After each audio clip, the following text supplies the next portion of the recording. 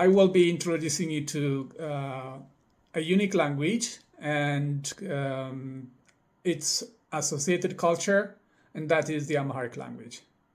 Amharic language is spoken by over 30 million people as native speakers and millions of others as speakers of second language in Ethiopia.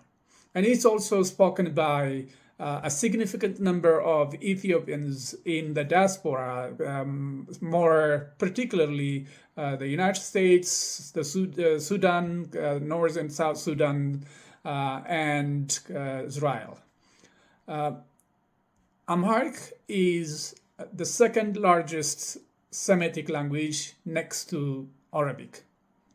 It is written and read from left to right, like most languages such as English and other Latin languages. Amharic has 34 base letters, each of which having 7 sets of sounds. And that makes the total number of letters in the alphabet about 238.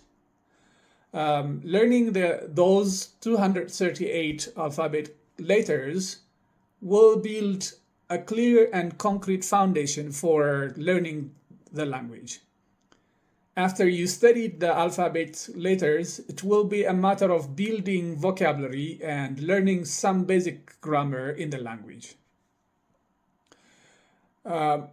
Regardless of what you read and what you write, you will be able to read and write after you master the alphabet letters. As I said, once you finish the alphabet letters, you will be able to read and write.